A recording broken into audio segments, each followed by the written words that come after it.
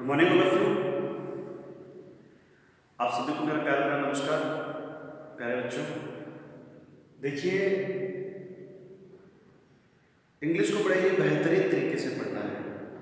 बचपन वाली बातें, वो रूल, वो रेगुलेशन, वो डेफिनेशन, वो परिभाषाएं लोगों की भरना छोड़ दो बेटा। उस तरीके से इंग्लिश नहीं आ पाएगी, तभी आज तक आ नहीं पाएगी। उस तरीके से इंग्लिश नहीं आ पाएगी, तभी आज तक आ ही नहीं पाएगी। तो इंग्लिश को अपने को कैसे सीखना है, कैसे इंग्लिश को तैयार करना है, उस चीज़ के बारे में बेटा बात करेंगे। देखो, सिर्फ पढ़ना काफ़ी नहीं है, कैसे पढ़ना है वो पता होना चाहिए, क्या पढ़ना है वो पता होना चाहिए। तैयारी तो बहुत कर ली, पढ़ तो बहुत लिया, बहुत सारे रूल याद कर लिए, सारी ग्रामर आती है। बच्चा कहता है सर मैंने ये बुक पढ़ ली, वो बुक पढ़ ली, लूशन पढ़ ली, अरिहंत पढ़ ली, माइकल स्वान पढ़ ली, एसके पढ़ ली, है ना, एमपी पढ़ ली। देखिए, ये सब बुक्स पढ़ लो बेटा, लेकिन इतनी बुक्स पढ़ने से कुछ नहीं होगा ना। 10-10 बुक, 20-20 बुक हम पढ़ लेते हो, लेकिन सिलेक्शन नहीं होता, गधे की तरह मेहनत करते हो। स्मार्ट वर्क का टाइम है, तो अपने को स्मार्ट वर्क करने की ज़रूरत है, हार्ड वर्क करने की जरूरत नहीं है बेटा। कंपटीशन इतना ज़्यादा है कि हार्ड वर्क से काम नहीं चलेगा। एक मजदूर मेहनत करके एक दिन में 500 रुपये कमा सकता है, 700 कमा सकता है, जो उसकी मजदूरी है। लेकिन सोचो, उस इंस्पेक्टर की तरह अगर आपको ऑफिसर बनना है, if you want to be an officer then behave like an officer. तो अगर ऑफिसर बनना चाहते हो तो बेटा ऑफिसर की बनना, बिहेव करना सीखो पहले, क्योंकि एक स्मार्ट वर्क के साथ में कुछ बना जा सकता है, कुछ बड़ा टारगेट अचीव किया जा सकता है। सिर्फ हार्ड वर्क से सिर्फ मजदूरी कमाई जा सकती है, लेकिन वो करोड़ों नहीं कमा सकते, वो अरबों नहीं कमा सकते बेटा। जो बड़ा टारगेट है, जो बड़ा सपना है, उसके लिए तैयारी करनी है अपने को। और जो बच्चे तैयारी कर रहे हैं बेटा, ढंग से तैयारी करें। देखिए, ये जो अपना लेक्चर नंबर 2 है आज की क्लास का, अपना सिंटैक्स टॉपिक यानी कि सब्जेक्ट और डेरिवेटिव, लेक्चर नंबर 2 अपने आज स्टार्ट करेंगे। इससे पहले मैं लेक्चर नंबर 1 करवा चुका हूँ, और जो बच्चे इस वीडियो पे फर्स्ट टाइम है आज, तो बच्चे अपना जो फर्स्ट लेक्चर है उसको देख लें। फर्स्ट लेक्चर का लिंक आपको मैं नीचे डिस्क्रिप्शन के अंदर आपको दे दूंगा, वहाँ से आप उसको फर्स्ट वीडियो को देखते हैं, क्योंकि उसके अंदर मैंने आपको आज जो चीज़ बात करने वाला हूँ वो बेसिकली समझा चुका हूँ। यानी कि आज जो अपने सेंटेंस में ग्रामेटिकल मिस्टेक चेक करेंगे वो अपने फर्स्ट लेक्चर के अंदर पढ़ चुके हैं बेटा। लेकिन बेटा देखो, अपने एग्जाम के अंदर navy, air force, army, NDA, CDS, है ना, या बैंक टेस्ट, कोई भी हो कॉम्पिटिशन एग्जाम, देखिए यहाँ पे मैं डिफेंस की बात कर रहा हूँ। तो अपने जितने भी एग्जाम है, इनके लिए बेटा एग्जाम के अंदर 3 चीज़ें आती हैं इंग्लिश के अंदर: वोकैब, ग्रामर और रीडिंग कॉम्प्रिहेंशन। ग्रामर के अंदर कई चीज़ें हैं, वोकैब के अंदर कई चीज़ें हैं, और कॉम्प्रिहेंशन में भी कुछ पार्ट है। तो ये सारी चीज़ें अपने एक साथ उठाने वाले हैं, एक साथ बेटा, एक साथ कैसे? मैं कह रहा हूँ ना, हार्ड वर्क नहीं करना, स्मार्ट वर्क करना है। हार्ड वर्क का मतलब छोड़ दो उस चीज़ को, वो रूल छोड़ दो, वो तरीके छोड़ दो बेटा। आज कॉम्पिटिशन का टाइम है, अपने को यहाँ पे एक सेंटेंस मिल रहा है, एग्जाम में भी सेंटेंस मिलेगा। वो सेंटेंस जो अपने को मिल रहा है, अपने को उसमें ग्रामेटिकल मिस्टेक निकालनी है। अब आपको उसमें ग्रामेटिकल मिस्टेक तो बताऊंगा कि क्या है, लेकिन एक नहीं बेटा, पेपर में एक ही एरर मिलेगी। यहाँ पे आपको 4-5 एरर दिखाने वाला हूँ आज, कि यहाँ पे 4-5 एरर है ना, स्मार्ट वर्क के साथ में ये कई चीज़ें एक साथ। तो कई चीज़ें एक साथ में वही जो मिली जुली आपस में एक दूसरे पे डिपेंडेंट है, कुछ अलग चीज़ों बीच में नहीं लेके आ रहा ताकि आपको दिक्कत ना आए, है ना। ऐसे तो मैं और भी एरर डाल सकता था, ग्रामर के अंदर पार्ट्स जितना भी सारे एरर डाल सकते हैं, लेकिन बेटा वो नहीं, जो मिलती जुलती चीज़ें हैं वही डालूंगा। दूसरा, यहाँ से अपने वोकैब भी निकालेंगे। देखिए, सेंटेंस दिख रहा है आपको कि either of the 3 teacher have invigorated their indolent and empathetic students with their rational speech. छोटा सा एक सेंटेंस है, बिल्कुल छोटा सा। Either of the 3 teacher have invigorated their indolent and empathetic students with their rational speech, छोटा सा एक सेंटेंस है। तो बेटा इसमें अपने को बहुत सारी वोकैब भी मिलेगी, ग्रामर भी मिलेगी, प्लस तीसरा अपने एग्जाम में ग्रामर वोकैब के अलावा कॉम्प्रिहेंशन पार्ट आता है। अब कॉम्प्रिहेंशन का जो अपना पार्ट है, कॉम्प्रिहेंशन के अंदर अपने पैसेज, पीक्यूआरएस, पैरासिंबल, है ना, कुछ छोटी मोटी चीज़ें, क्लोज टेस्ट वगैरह, तो ये सारी चीज़ें अपने यही सीख लेंगे साथ में। भाई अब इसका कॉम्प्रिहेंशन बनाओगे वोकैब को चेक करके, तो आपका कॉम्प्रिहेंशन तैयार हो जाएगा। पैसेज को करने का तरीका क्या है? कोई शॉर्टकट नहीं है, उसका कोई रूल नहीं है, कोई ट्रिक नहीं है, स्ट्रैटेजी है बस है कि आपसे अगर एक लाइन की हिंदी बन पा रही है तो पूरे पैसेज की हिंदी बन पाएगी, और पूरे पैसेज को कॉम्प्रिहेंड कर पाओगे, हिंदी बना पाओगे, समझ पाओगे कि पैसेज कहना क्या चाहता है, तो उसका मतलब ये कि आप पैसेज को सोल्व कर सकते हो। तो उसके लिए आपकी वोकैब अच्छी होनी चाहिए। तो मैं साथ साथ वोकैब लेके चले रहा हूँ। तो एग्जाम में 3 चीज़ें बेटा, तीनों को एक साथ उठा रहा हूँ मैं, और 3 चीज़ें एक साथ लेके चलेंगे। स्मार्ट वर्क करना है, हार्ड वर्क करने की जरूरत नहीं है, क्योंकि हार्ड वर्क का टाइम गया बेटा। तो भीड़ को हटाने के लिए बेटा, भीड़ से कुछ अलग करना पड़ेगा, तो कुछ अलग की तैयारी हो रही है यहाँ पे, उसको लेके चलते हैं। तो बच्चों, वीडियो स्टार्ट करने से पहले, लेक्चर स्टार्ट करने से पहले आज का आपसे मेरी गुजारिश है कि वीडियो को शेयर करना है, लाइक करना है, और चैनल को सब्सक्राइब भी करना है और मैक्सिमम शेयर करो ताकि जरूरतमंद बच्चों तक पहुंच जाए ये चीज़, क्योंकि अब ऑनलाइन का ज़माना है ना। तो स्टार्ट करते हैं। तो बेटा एक सेंटेंस है, either of the three teacher have inaugurated their indoor and apathetic students with their rational speech। इस सेंटेंस के अंदर एरर चेक करने से पहले लास्ट क्लास में उन्होंने पढ़ा है लेक्चर नंबर फर्स्ट के अंदर, उसको मैं शॉर्ट में रिवाइज करूंगा इन पर। कुछ वर्ड के बारे में बात की थी, यहाँ से 3-4 टाइप की एरर निकलती है एक साथ, तो जो कि इंपॉर्टेंट बात है अपने लिए। देखिए ईच एवरी इधर नीदर एनी वन या नन, इनके मीनिंग समझो पहले। ईच एवरी का मतलब होता है प्रत्येक, इसका यूज किया जाता है 2 के लिए या 2 से ज्यादा के लिए, लेकिन एवरी का यूज करते हैं 2 से ज्यादा के लिए लेकिन 2 के लिए नहीं। मतलब 3 या 3 से ज्यादा के लिए आ सकता है, ये 2 के लिए नहीं आ सकता। इधर का मतलब होता है, देखिए इधर से लेके यहाँ तक जो वर्ड है उनका काम है सिलेक्शन करने का, ये सिलेक्शन कर रहे हैं। इधर से लेके हम तक काम है सिलेक्शन करने का। इधर का मतलब होता है 2 में से एक को सिलेक्ट करो, 2 में से एक को सिलेक्ट करो।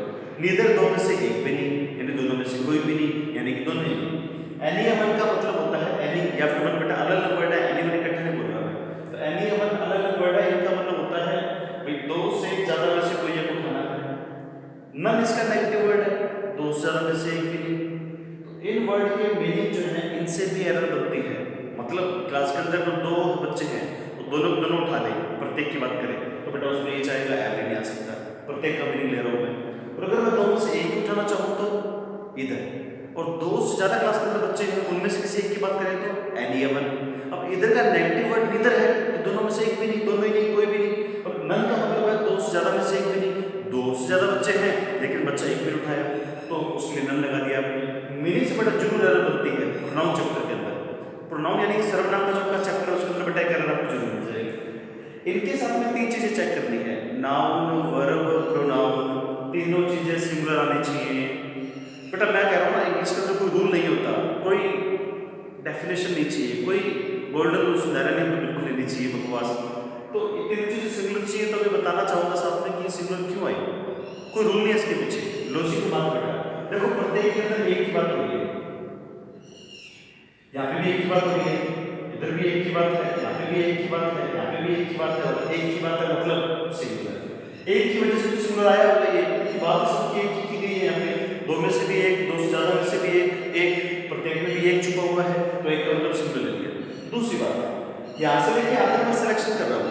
सिलेक्शन जब भी होता है उसको शो करने के लिए प्रीपोजिशन ऑफ आती है। देखो इंग्लिश के अंदर प्रीपोजिशन ऑफ के 2 यूज है, एक तो है सिलेक्शन, दूसरा पोजीशन। पोजीशन की बात करूंगा मैं बाद में, अभी पोजीशन की बात नहीं करनी, फिलहाल मैं सिलेक्शन कर रहा हूँ। कहता है प्रीपोजिशन ऑफ आती है सिलेक्शन के लिए, अगर कोई बात प्रीपोजिशन ऑफ लगी तो सिलेक्शन करेगी। और बेटा सिलेक्शन तो जाहिर सी बात है कि सिलेक्शन जब भी होता है 2 या 2 से ज्यादा में से होता है। एक व्यक्ति का किसी से कोई तुलना नहीं है, कोई कंपैरिजन नहीं है, कोई सुपरलेशन नहीं है। एक व्यक्ति अपने आप या तो सिलेक्ट है या रिजेक्ट है, तो मतलब सिलेक्शन करने के लिए अपने को 2 या 2 से ज्यादा चाहिए। देखो मैं यहाँ पे 2 ले रहा हूँ या 2 से ज्यादा ले रहा हूँ, 2 या 2 से ज्यादा मतलब नाउन प्लूरल, 2 या 2 से ज्यादा मतलब नाउन मैंने ले लिया प्लूरल। ऑफ के बाद नाउन प्लूरल क्यों आती है, क्योंकि मैं सिलेक्शन कर रहा हूँ 2 में से 2 से ज्यादा में से, लेकिन सिलेक्शन कर रहा हूँ एक का, भले 2 में से एक उठा रहा हूँ, भले 2 से ज्यादा में से एक उठा रहा हूँ, लेकिन उठा एक ही रहा हूँ, तो उस एक की वजह से वर्ब प्रोनाउन सिंगुलर आ रही है। तो कहते हैं प्रीपोजिशन ऑफ इनके बाद में लगी हो तो noun plural verb pronoun singular चाहिए, noun plural verb pronoun singular चाहिए।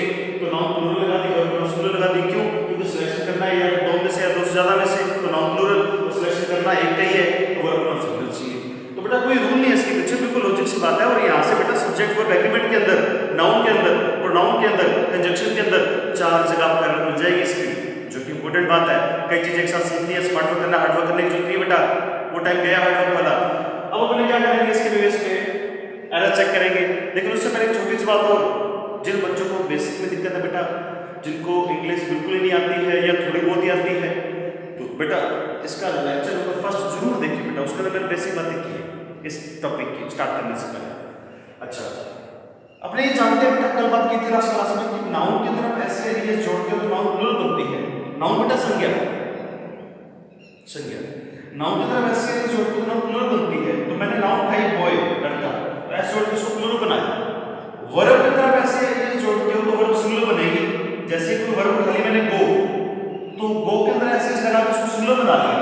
इसका मतलब जितनी भी इंग्लिश में फर्स्ट फॉर्म होती है वो सारी प्लूरल होती हैं, जितनी भी इंग्लिश में फर्स्ट फॉर्म होती है वो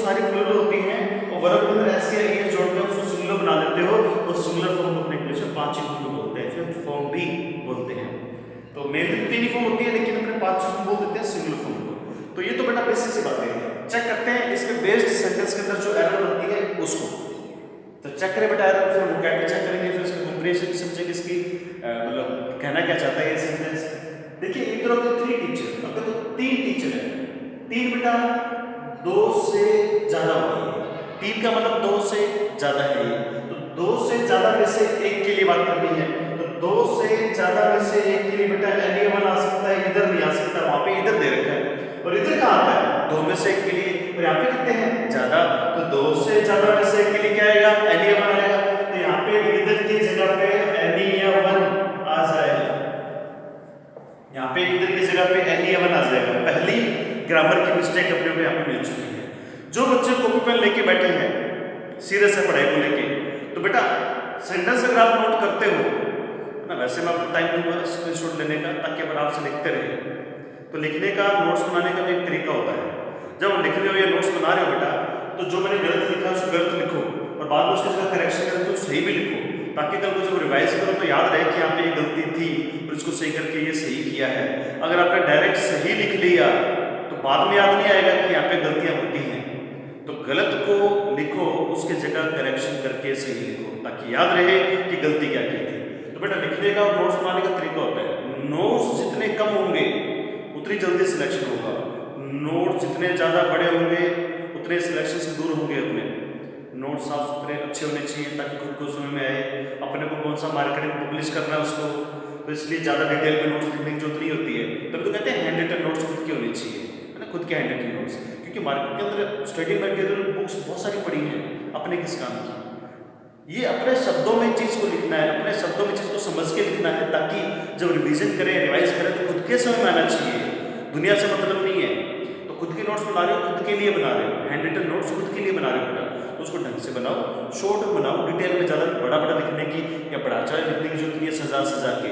इसलिए मैं डेफिनेशन की बात नहीं कर रहा, पेपर के अंदर अपने को एग्जाम में क्वेश्चन सॉल्व करना है, तो क्वेश्चन सामने होगा तो सॉल्व तब होगा जब लॉजिकली वो क्लियर होगा, रट्टा मारने से कुछ नहीं होता। आपने भी आज तक बहुत पेपर दिए होंगे, लेकिन पेपर देने का आपका जो तरीका था वो पढ़ते थे आप जो अपने बुक्स में पढ़ा है या स्कूल में पढ़ा है, पढ़ने में मजा आ रहा है बस। लेकिन बेटा अगर यहाँ पे ढंग से थोड़ा दिमाग लगेगा तो पेपर में मजा आएगा, और यहाँ पे अगर मजा आएगा तो पेपर में मजा नहीं आएगा, मजा एक जगह ही आ सकता है। तो पहली बात तो ये कि 2 से ज्यादा में से एक के लिए एनीवन चाहिए, हमने एनीवन लगा दिया। अगली बात अब देखो अपने कह रहे हैं कि इनके बाद में प्रीपोजिशन ऑफ लगी हो तो नाउन प्लूरल आनी चाहिए, इनके बाद में प्रीपोजिशन ऑफ लगी हो तो नाउन प्लूरल आनी चाहिए, तो इसका प्रीपोजिशन ऑफ लगी नाउन प्लूरल चाहिए। नाउन बताइए 3 टीचर, तो टीचर के अंदर आप ऐसे ये जोड़ दो, अपने लिखा ना कि नाउन के अंदर ऐसे ये जोड़ दो नाउन प्लूरल बन जाएगी, तो अपने नाउन के अंदर ऐसे ये जोड़ के प्लूरल बन गया। मैंने प्लूरल बनाया क्योंकि इनके बाद में प्रीपोजिशन ऑफ लगी हो तो नाउन प्लूरल आती है, इनके बाद में प्रीपोजिशन ऑफ लगी हो तो नाउन प्लूरल आती है, बना दी। और वैसे 3 है मतलब ज्यादा है तो टीचर से होगा। अब मैं बोलूँ 1 पेन, 1 पेन, तो 1 पेन बोलूँगा, लेकिन ज्यादा है तो 3 पेन्स, 4 पेन्स ऐसे लगाना पड़ेगा नाउन में। 1 किताब, 4 किताबें, हिंदी में भी वही बात है बेटा, 1 तो किताब है और 4 किताब नहीं बोल सकता, 4 किताबें बोलना पड़ेगा। तो नाउन तो जब आप कार्डिनल काउंटिंग नंबर यूज कर रहे हो 2 या 2 से ज्यादा, मतलब अपने साथ में नाउन कैसे ले रहा है, प्लूरल ले रहा है, तो अपने साथ नाउन प्लूरल लेगा, तो वही बेसिस बात है, कोई रूल नहीं है ना। अब बच्चे क्या है, बच्चे लोग बेटा रूल याद करके बैठ जाते हैं, किताब के अंदर रूल लिखा है उसको अपनी कॉपी में नोट कर लिया और रूल याद करने लगे, वो रूल नहीं चाहिए, तरीके से इसको समझना है। अगली बात वर्ब प्रोनाउन अपने को सिंगुलर चाहिए, वर्ब बेटा ये है की जगह पे हैज कर लें, हैव की जगह पे हैज कर लेंगे क्योंकि हैव तो प्लूरल होता है और हैज सिंगुलर होता है, तो हैव की जगह पे हैज आ जाएगा। कितनी एरर मिलेगी 3, पहली इधर की जगह पे एनीवन, दूसरी टीचर में टीचर्स और हैव की जगह पे हैज, तीसरा बेटा प्रोनाउन की एरर चेक करते हैं। प्रोनाउन देखो लड़का है तो ही, लड़की है तो शी, नॉन लिविंग है तो इट, तीनों सिंगुलर है, लड़का है तो ही, लड़की है तो शी, नॉन लिविंग है तो इट, तीनों सिंगुलर है। इसकी जगह पे हमें क्या चाहिए, प्लूरल बनाना है, तो प्लूरल क्या बनेगा, दे, ही का हिज, शी से हर, इट का इट्स और दे का देयर। अब दे से देयर निकलता है लेकिन अपने को प्रोनाउन कैसा चाहिए, सिंगुलर। अब यहाँ पे बात किसकी हो रही है, टीचर की। अब टीचर लड़का है तो ही, लड़की है तो शी, और ही से निकलेगा हिज, दे से निकलेगा देयर और शी से निकलेगा हर। अब यहाँ पे दे से देयर लिखा हुआ है, दे का निकाल रखा है देयर, और मेरे को टीचर के अकॉर्डिंग अगर लड़का है टीचर मेल है तो बेटा हिज आ जाएगा, ही से निकल के ही, जैसे दे से देयर निकला वैसे ही से हिज निकाल लेंगे, शी है तो हर निकाल लेंगे बेटा। तो देयर की जगह पे इज या हर दोनों आ सकते हैं। तो यहाँ पे देयर की जगह पे इज भी लगा सकते हो बेटा, हर भी लगा सकते हो, दोनों ठीक है। क्योंकि पता नहीं ना टीचर कौन है, कॉमन नाउन है टीचर, तो कॉमन कोई भी हो सकता है टीचर, लड़का भी हो सकता है लड़की भी हो सकती है, कॉमन नाउन। अब इसके बाद में प्रोनाउन चेक करो बेटा, यहाँ पे भी है देयर, यहाँ पे भी इसकी जगह पे या तो इज आ जाएगा या हर आ जाएगा, या तो इज आ जाएगा या फिर हर आ जाएगा। तो इज या दोनों में से एक वर्ड लगा देंगे यहाँ पे, दोनों सही है। तो कुल मिला के इसमें उन्होंने 5 एरर चेक किए हैं पेपर के अंदर, एग्जाम में आपको इसमें एक एरर मिलेगी आपको, तो यहाँ पे उन्होंने निकाल दी 5 एरर। तो एक साथ ढंग से चीज को सीखना है, स्मार्ट वर्क करना है, तो स्मार्ट वर्क करते हुए उन्होंने 5 एरर चेक किए इसके अंदर। अब बेटा बारी आती है ग्रामर के बाद में वोकैब की, तो वोकैब चेक करते हैं सेंटेंस के अंदर। तो बेटा छोटे छोटे से वर्ड है इसके अंदर, उनको समझते हैं। पहला वर्ड यहाँ पे है इनविगोरेट। इनविगोरेट वर्ड जो है काम कर रहा है वर्ब का, तो साथ में ये भी चेक करते रहेंगे ना कि भाई वो वर्ड किस चीज का काम कर रहा है, वर्ब है, नाउन है, एडजेक्टिव है, प्रीपोजिशन है, कंजंक्शन है, आर्टिकल है, जो भी है चेक करते रहेंगे। तो इनविगोरेट का मतलब होता है गिव पावर और एनर्जी, किसी को पावर देना, एनर्जी देना, हिम्मत देना, साहस देना, मोटिवेट करना, प्रोत्साहित करना, किसी को साहस बढ़ाना, किसी की हिम्मत को और ऊंचा करना। तो किसी को पावर एनर्जी देना, हिम्मत देना, किसी को एनकरेज करना, किसी को साहस देना। बेटा करेज जो होता है ना, करेज ये नाउन है, ये साहस है, और इस सबने ईएन लगा के आपने इसको वर्ब बना दिया। करेज साहस था, इसको आपने ईएन लगा के वर्ब बना चुके हो। तो एनकरेज करना, किसी को साहस देना, मोटिवेट करना आपको पता ही होगा। पावर होती है शक्ति, ताकत, ये भी नाम है, इसमें ईएम लगा के आपने इसको क्या बना दिया, वर्ब बना दिया। वर्ब का सिनोनिम यानी पर्यायवाची वर्ब भी होगा, ये सारे के सारे वर्ब हैं, सारे के सारे सिनोनिम है, सारे सारे पर्यायवाची, सबका मतलब एक ही है। तो बेटा वर्ब का सिनोनिम वर्ब ही आना चाहिए। पावर अकेला लिख दो तो गलत है, एम्पावर करना पड़ेगा किसी को, पावर। वुमन एम्पावरमेंट सुना होगा आपने, वुमन एम्पावरमेंट, तो वो ये कि वुमन नारी शक्ति बढ़ावा देना, उसको नारी शक्ति। तो यहाँ पे पावर है किसी को शक्ति देना, ताकत देना, हिम्मत देना, मोटिवेट करना। 45 इसका सिनोनिम हो जाएगा। अगला वर्ड है बेटा इंडोलेंट। इंडोलेंट यहाँ पे एडजेक्टिव का काम कर रहा है, एडजेक्टिव का, यानी कि इसके सिनोनिम की बात करें तो स्लोथफुल, एजफुल, sluggish, dormant, inactive, lethargic, lingering, lazy, यानी कि आलसी। तो लेजी वर्ड तो बेटा आपने सुना हुआ है क्योंकि बिल्कुल कॉमन है, बचपन से पढ़ते आ रहे हैं। तो इतने कॉमन वर्ड एग्जाम में नहीं पूछ जाएंगे सिनोनिम के अंदर, यानी कि वोकैब के अंदर, तो अपने को कीवर्ड लेने पड़ेंगे जो एग्जाम में पूछे जाते हैं। तो एग्जाम में कौन से वर्ड पूछे जाते हैं उसके बारे में डिस्कस करेंगे। वोकैब का सेशन में अलग से लूंगा, वोकैब को भी तैयार करेंगे, वोकैब को बताऊंगा बेटा कैसे पढ़ना है। तो आलसी के लिए स्लोथफुल, एजफुल, sluggish, dormant, inactive, lethargic, lingering, lazy, आलसी, ये आलसी वर्ड के सिनोनिम हो गए। अगला वर्ड है एपैथेटिक सेंटेंस के अंदर। एपैथेटिक बेटा एडजेक्टिव काम कर रहा है, यानी कि विशेषण का। एडजेक्टिव यानी कि विशेषण होता है बेटा, तो ये एडजेक्टिव काम कर रहा है। इसका मतलब देखते हैं, लैक ऑफ इंटरेस्ट और एंथुसियाज्म। इंटरेस्ट होती है रुचि, लगन, और एंथुसियाज्म होता है जोश, यानी कि लैक होती कमी, यानी ऐसा व्यक्ति, एडजेक्टिव यानी विशेषण है, किसी विशेषता बता रहा है। तो ऐसा व्यक्ति किसके लिए आ रहा है, स्टूडेंट के लिए, स्टूडेंट नाम है यहाँ पे। तो ऐसा व्यक्ति जिसके अंदर रुचि की, लगन की, जोश की कमी है किसी काम को करने के लिए, यानी कि निरुत्साह, बिना उत्साह के, उदासीन सा, जिसके अंदर काम करने की कोई एनर्जी नहीं है, कोई लगन नहीं, कोई जोश नहीं है, बस आए और काम बैठे और फॉर्मेलिटी की, टाइम पास किया और निकल लिए। तो ऐसे इंसान को अपने एपैथेटिक बोल सकते हैं। तो इसी के लिए सिनोनिम की बात करें तो इंडिफरेंट, इसको कोई फर्क नहीं पड़ता, चिकना खड़ा टाइप या फिर स्टोइक या फिर फ्रिजिड, है ना।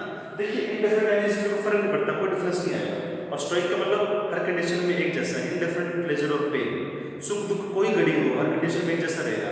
अब जैसे युवकों की बात करो, आजकल के जो युवक हैं, नव युवक हैं, कोई खुशी आएगी तो बड़ा झूमेंगे, बड़े मस्त रहेंगे, अरे वाह मजा आ गया, ये मैंने ये कर लिया, ओ यस, है ना। और अगर कोई दुख आ गया तो क्या करेंगे, आत्महत्या कर लेते हैं, जिंदगी खत्म कर ली जैसे। तो बेटा वो उनकी बात नहीं कर रहा, मैं बात कर रहा हूँ एक्सपीरियंस की, अनुभवी की, या फिर जिसने बहुत धक्के खा लिए हैं, उनको स्टोइक बोल सकते हैं। यानी कि इंडिफरेंट, प्लेजर और पेन, हर कंडीशन में एक जैसा, हर सुख दुख में एक जैसा, जिस पे कोई फर्क नहीं पड़ता, चिकना खड़ा है। अच्छा, इसके लिए फ्रिजिड बोल सकते हो। फ्रिजिड मतलब फ्रीज्ड है, फ्रीज्ड यानी कि ठंडा ना, ठंडे से लिया गया, यानी कि ठंडा खून है, जोश नहीं उसके अंदर, ठंडा खून है, यानी कि नरम दल का है, गर्म दल का नहीं है। ठंडे खून वाला यानी नरम दल वाला बेटा वो इसके अंदर आ जाएगा फ्रिजिड। तो ये होगी इसकी वोकैब, इस सेंटेंस की सारी। तो ये सारे वोकैब चेक कर ली। एक वर्ड है बेटा लास्ट में रेशनल, एडजेक्टिव है ये। रेशनल का मतलब भी ये भी एडजेक्टिव है, लॉजिकल, तार्किक, तर्कसंगत, यानी कि वो कोल्ड ड्रिंक में आता है ना स्प्राइट, उसकी ऐड आती है कि सीधी बात हो बकवास स्प्राइट, तो वो स्प्राइट बेटा कि सीधी बात हो बकवास। तो सीधी बात जो है, तार्किक बात जो है, लॉजिकल बात जो है वो है ये वाली। अब बेटा कई बच्चों के मन में एक क्वेश्चन और आता है, जैसे अभी आप तो नहीं पूछ पा रहे क्योंकि ये लेक्चर रिकॉर्डेड है, प्रीमियर है, कमेंट करके आप पूछोगे तो बहुत टाइम हो चुका होगा, तो मैं आपको भी बता देता हूँ, आपको मन में एक डाउट जरूर आएगा। डाउट बेटा ये आता है कि यहाँ पे हिज या हर दोनों में से अगर मुझे प्रायोरिटी यानी कि प्राथमिकता देनी है तो किसको देनी है। बच्चों के मन में ये क्वेश्चन आते हैं, तो बेटा यहाँ पे अपने जब प्रायोरिटी देंगे वो अपने ये को देंगे ना कि शी को देंगे। डेली लाइफ की बात अलग है, आदर्श किताबों में लिखा है, मोरल नैतिकता की बात अलग है कि लोग बोलते हैं कि भाई लेडीज फर्स्ट है ना, लेडीज फर्स्ट बोलते हैं, लेकिन उसे किताबों में अच्छा लगता है। प्रैक्टिकल लाइफ के अंदर बेटा ऐसा नहीं होगा।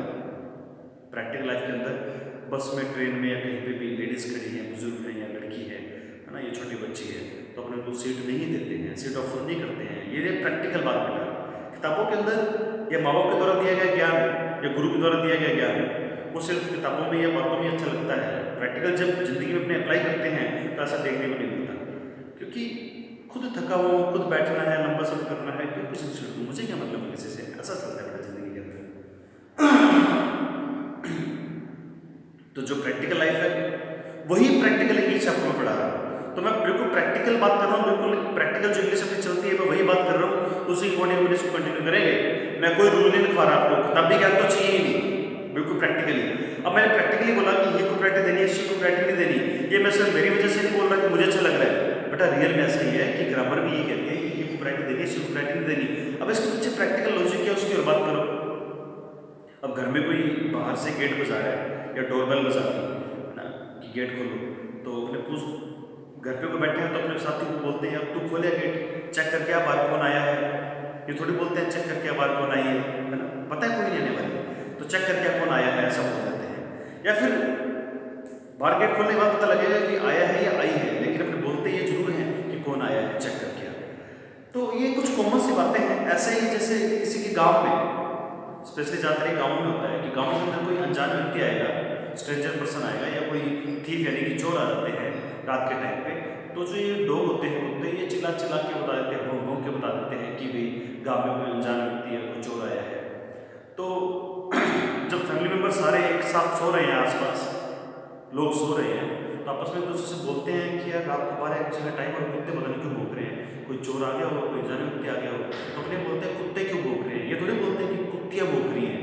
अब अपने से कौन चेक करके आता है कौन कुत्ता है कि कुत्ती है, तो बेटा वो प्रैक्टिकली अपने ये बोलते हैं कि ही ना कि शी, कुत्ते भौंक रहे हैं ना कि कुत्तियाँ भौंक रही है ना। तो हर जगह अपने ही अप्लाई कर रहे हैं, शी को अप्लाई नहीं कर रहे हैं प्रैक्टिकल लाइफ के अंदर, किताबी बात बेटा अलग है। तो जो प्रैक्टिकल लाइफ है वही अपनी इंग्लिश है, भले आप कोई भी लैंग्वेज सीखो, हिंदी, इंग्लिश, मारवाड़ी, पंजाबी, गुजराती, कोई भी लैंग्वेज सीखो बेटा, listening, speaking, reading, writing language इससे पूरी होगी।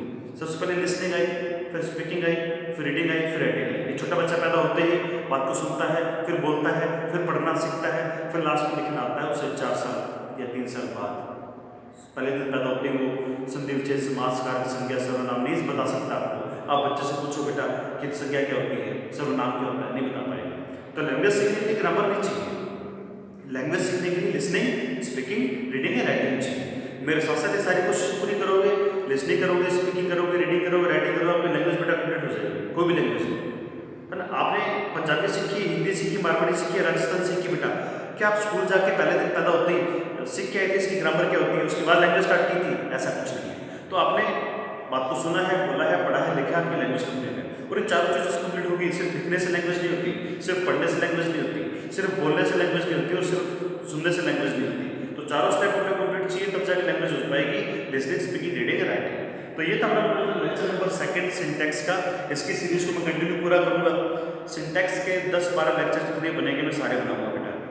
इस सीक्वेंस को आप पूरा करेंगे। आपके जैसे जैसे चैप्टर चलते जाएंगे, चैप्टर खत्म होते आपको शीट मिलती जाएगी।